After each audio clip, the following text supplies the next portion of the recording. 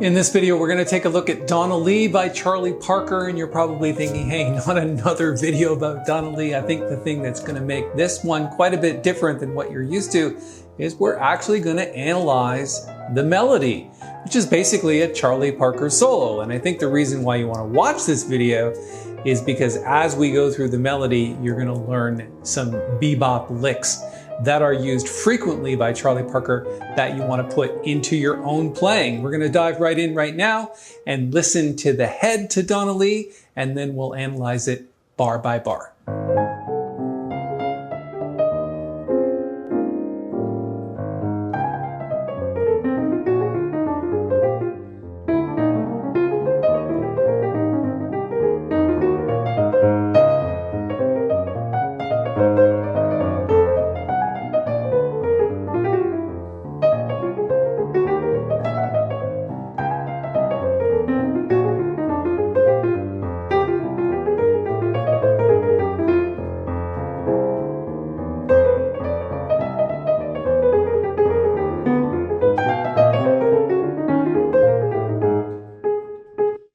And then I play a chorus of solo and then the head as an outro. We might play a little bit of the solo if we have time at the end of this video, so stick around for that. You'll probably notice that I'm playing some left-hand bass throughout. We're not gonna get into that today, but it's definitely a great exercise to be able to play the head and play that walking bass line at the same time.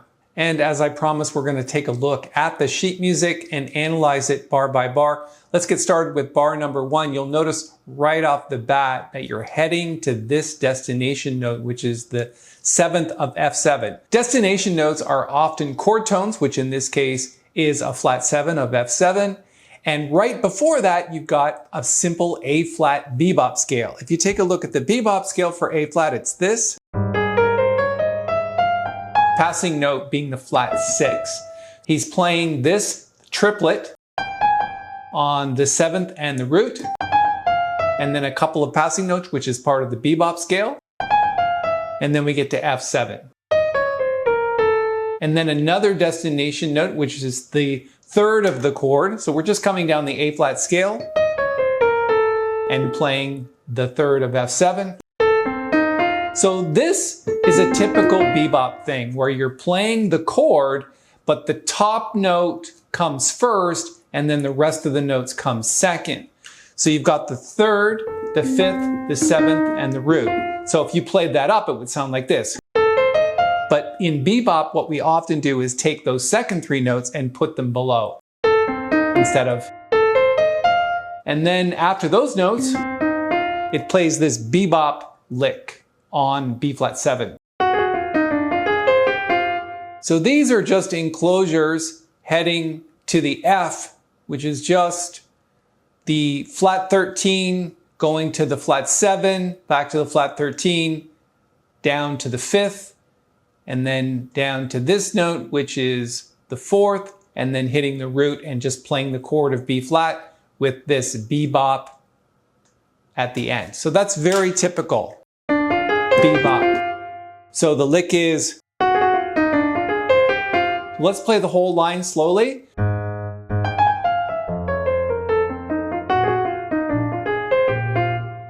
And then we're going to start a new phrase, and you've got an enclosure here going over under to the destination note, which is not a chord tone, but it is the 4th of B flat 7. So if this is the B flat 7 scale, we've got the 4th here. And this is just a B flat 9 chord.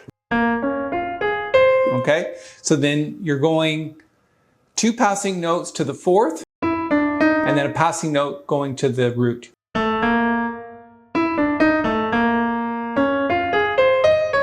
And then we're doing the same thing here as we did up in this bar and playing the top note first. Instead of going up, it's okay? And you'll hear that often in bebop where the top note comes first and then the rest of the chord comes second. And then a passing note.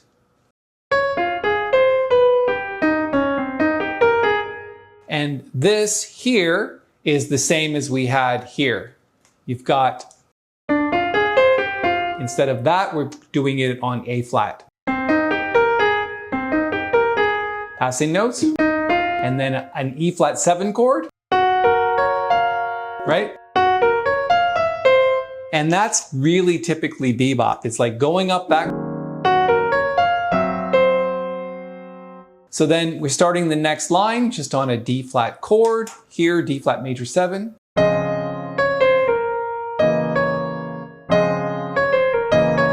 There's nothing too serious about that, except it's really just a D flat scale. And then you've got bebop pattern on the D flat minor 7.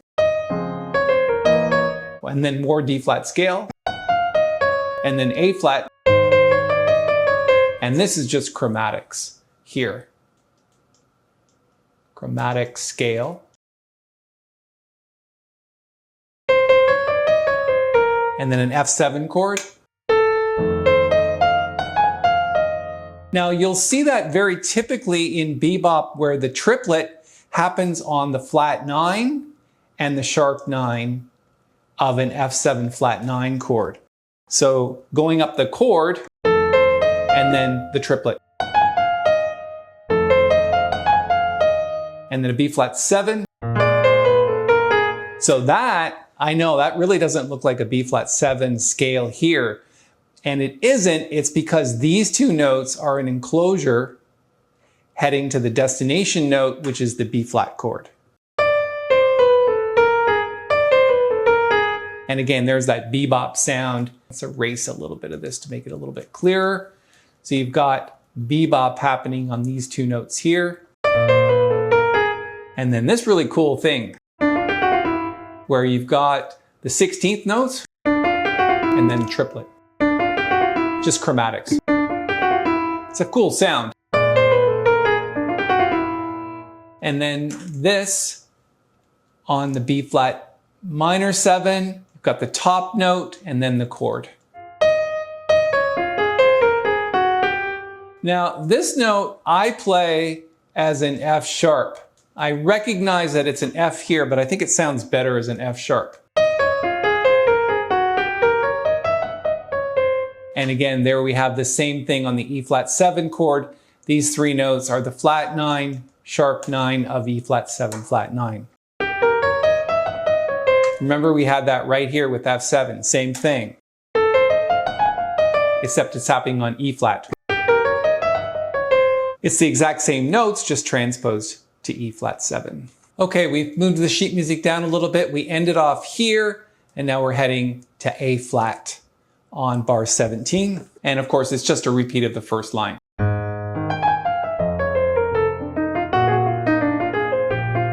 And then what we're doing is we're just playing a C7 scale here. And then at the top, you've got flat 9, sharp 9 again of a C7 chord instead of E flat 7 and F7. Except this time it repeats the triplet pattern on these three notes here. So it's really just part of the A flat scale. And then an enclosure with these two notes heading to the destination note F. And then C7 sharp 9. And then this is just a chromatic pattern on bar 25.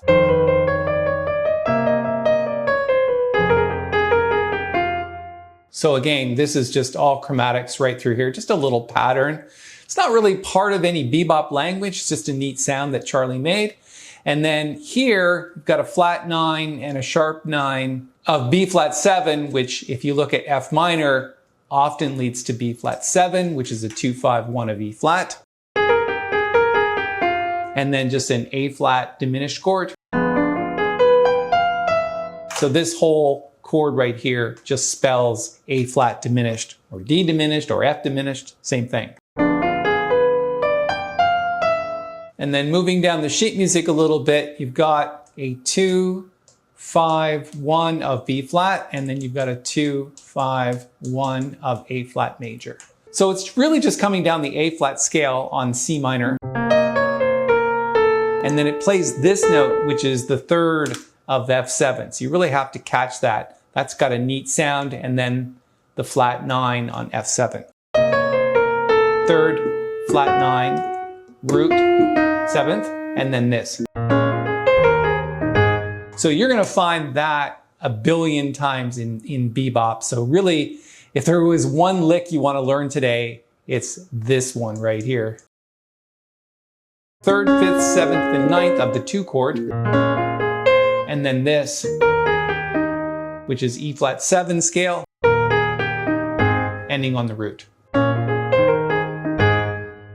And that's my analysis of Donna Lee. I definitely recommend that you go through that as many times as you need to understand what's happening. I think you'll find a lot of videos online of people playing the tune, but not that many talk about the harmony and the bebop language that's beneath it. If you just learn this tune and understand the bebop language, then you can apply that to other bebop tunes and other soloing. I'm going to post a link to download the sheet music in just a second. I promised if we had a little more time, I would play you a solo over this tune. Also, I'm walking the left-hand bass line. So this is something that once you learn the bebop language, you can learn to do things like this. Let's play it right to the end.